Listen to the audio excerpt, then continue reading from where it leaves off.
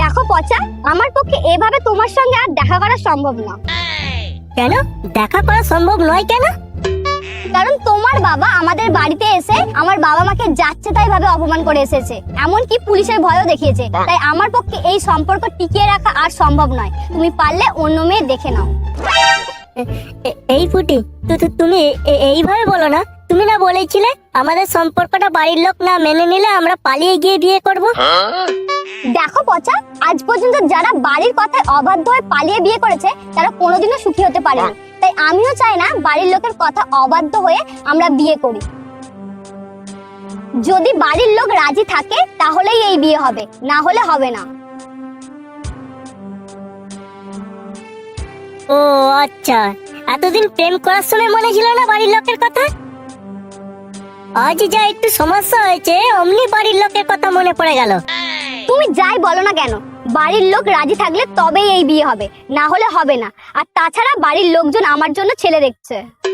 তাহলে তুইও শুনে রাখ, যদি তোর সঙ্গে আমার বিয়ে না হয় তাহলে তোর বিয়ের দিন আমি পেটো ফাটিয়ে ভরা তোর বিয়ের প্যান্ডেল উড়িয়ে দেবো।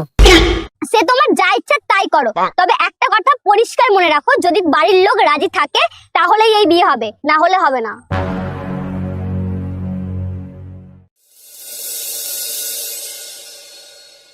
দেখো চৈতালি, দেখো তোমার ছেলে বড় হয়ে গেছে, নিজের ভালো মন্দ বুঝতে শিখেছে। ছোট থেকে বড় করলাম, আজ এই শুনতে হচ্ছে। হ্যাঁ রে হারামজাদা, তোকে কি দিয়ে বস করেছে ওই মাছওয়ালার মেয়ে?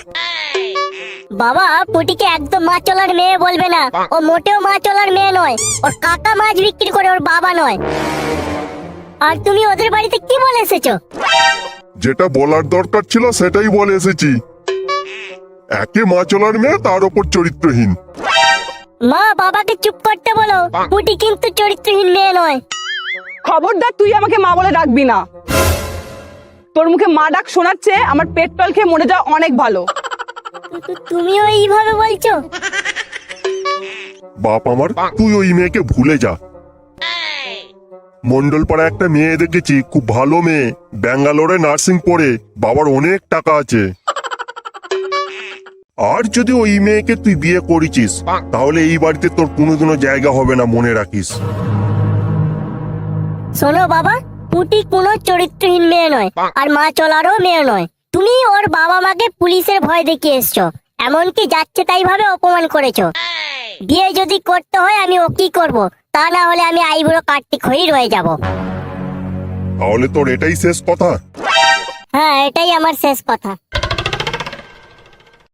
হ্যালো বন্ধুরা, ইন্ডিয়ান প্রিমিয়ার লিগ খুবই আকর্ষণীয় হয়ে উঠেছে। এর সাথে সাথে OneXBet থেকে টাকা ইনকাম করার একটা বড় সুযোগ রয়েছে। এর ম্যাচগুলিতে বাজি ধরলে আইফোন, ল্যাপটপ এবং আরো অনেক ক্যাশ প্রাইজ জেতার সুযোগ রয়েছে। এছাড়াও এখানে এই ধরনের আরো অফার আছে। এই অ্যাপটিতে তোমরা সমস্ত লাইভ ম্যাচের রেজাল্ট দেখতে পারবে এবং সেই সাথে সাথে স্কোর অনুমান করে বাজি ধরতে পারবে, যেমন কোন টিম জিতবে, কোন টিম কত রান করবে এবং কে সর্বোচ্চ স্কোর করবে। আরো বিভিন্ন ধরনের অনুমান করে বাজি ধরতে পারবে। এছাড়াও এখানে রয়েছে বিভিন্ন ধরনের গেম, সেগুলি খেললেও টাকা ইনকাম করতে পারবে।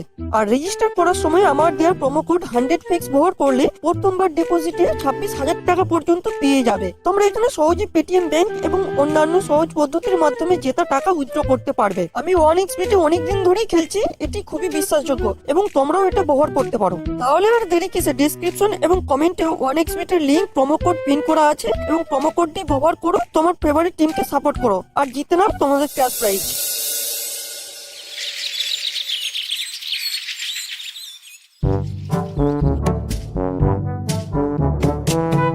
কিরে ভাই, তোর এইরকম অবস্থা কেন? আর লাউরা বলিস না, বালচোদা আমার বাপ পুটির ঘরে এমন কাটি দিয়ে এসেছে যে শালা পুটি আর দেখাই করবে না বলছে, অন্য ছেলেকে বিয়ে করে নেবে বলছে। সে কি রে, তোদের এতদিনের সম্পর্ক লেওরা বাড়ির লোকের জন্য ভেঙে যাবে? সেটাই কে ওকে বোঝায়। বলেছিল বাড়ির লোক রাজি না থাকলে পালিয়ে গিয়ে বিয়ে করবে, এখন লাউরা বলছে নাকি বাড়ির লোক রাজি থাকলে তবেই এই বিয়ে হবে, না হলে হবে না। শালা আমার ঢ্যামনা বাপটা নাকি ওদের বাড়িতে গিয়ে ওর বাবা মাকে যাচ্ছে তাই ভাবে অপমান করে এসেছে, পুরো আঁচলা বাঁশ ঢুকিয়ে দিয়ে এসেছে জানিস। ওর বাবা মাকে অপমান করে এসেছে মানে? ও তো মামা বাড়িতে থাকে। মামা বাড়িতে থাকে মানে?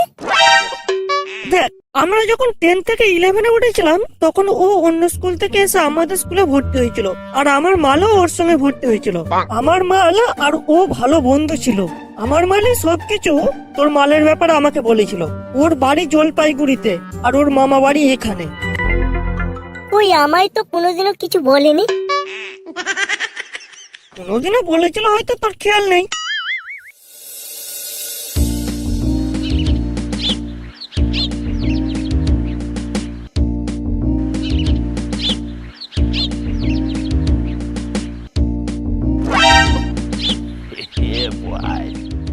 তুই ল্যাওড়া কি ভেবেছিস বাঁচতে দিবি না বলছিস? যত দিন যাচ্ছে তত ল্যাওড়া কাছে চলে আসছিস। এবার তো মনে হয় ঘরের ভিতর ঢুকে পড়বি। আচ্ছা আমার একটা কথা বলতো, তোর এত আগুনের তাপ, তুই আগুন জ্বালানোর জন্য কাঠ পাস কোথা থেকে? তোর বাপের কাছ থেকে না বোকাচোদা, তোর বাপের কাঠের ব্যবসা আছে না? ও তাই বলি, আমার বাপ এত গাছ কেটে কাকে বিক্রি করে? আজকে ল্যাওড়া বাপকে গাছ কাটতে বারণ করে দেবো, আর তোকে কাঠও বিক্রি করতে মানা করে দেবো। তখন দেখবো তুই কাঠ পাস কোথা থেকে আর গরম দিস কিভাবে।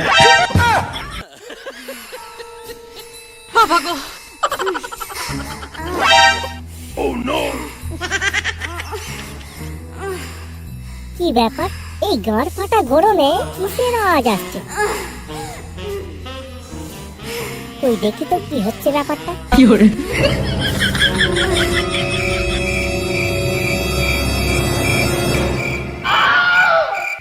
এই গাড় মেরেছে। ওরে পচা, তুই কোথায় গেলি রে? তোর সর্বনাশ হয়ে গেল।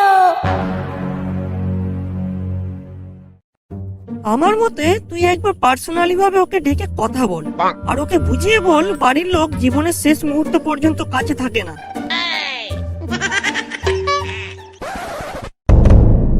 তোরা এইখানে? ল্যাওড়া ওখানে চল, কি হচ্ছে দেখবি। চ কি হচ্ছে মানে? আর মানে বুঝতে হবে না ল্যাওড়া, টাবলেদের পুরনো ঘরের কাছে চল।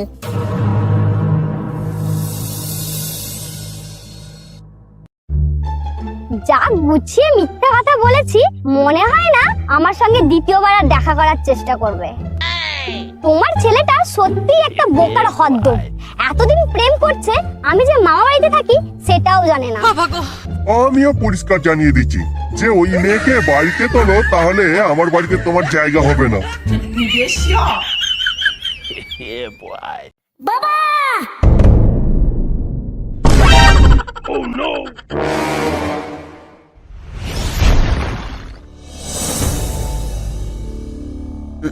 একে তুই এখানে কি করছিস? আমারও সেই একই প্রশ্ন, তুমি এখানে কম্বল গায়ে দিয়ে কি করছো?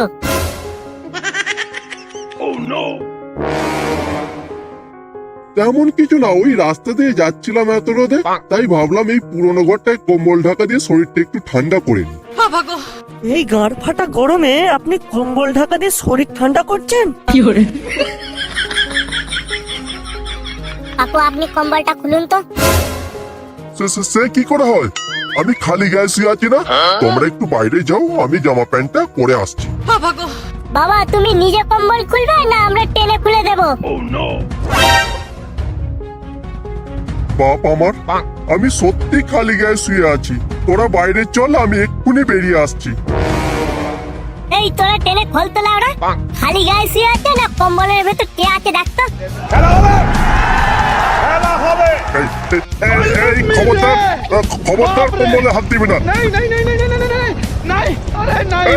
হাত দিবি না বলছি।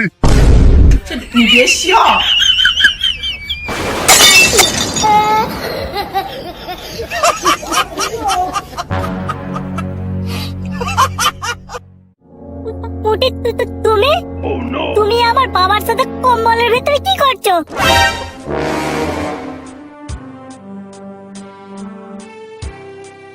ছি ছি কাকু, নিজের ছেলের গার্লফ্রেন্ডের সঙ্গে, তাও আবার কম্বলের ভেতরে। আমার কোনো দোষ নেই পচা, আসলে তোমার বাবা নতুন একটা কম্বল কিনেছিল। আমাকে বললো কম্বলটা কেমন গরম পরীক্ষা করব, তাই আমরা একটু চেক করছিলাম কম্বলটা কতটা গরম।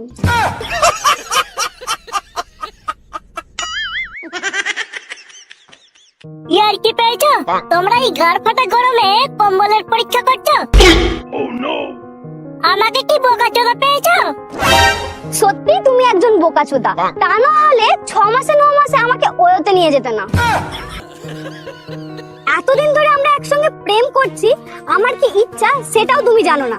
যেটা আমি তোমার বাবার কাছ থেকে পাই সেটা কোনোদিনও তুমি আমাকে দিতে পারোনি, তাই আমি তোমার বাবাকেই বিয়ে করব, তোমাকে নয়।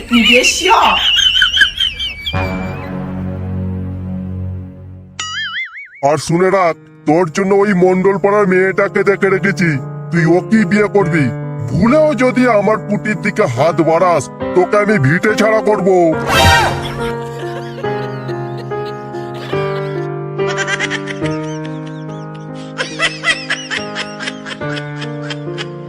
কি ঢ্যামনা বাপ রে, লেওরা নিজের ছেলের মালটাকে ঘাবলে দিল।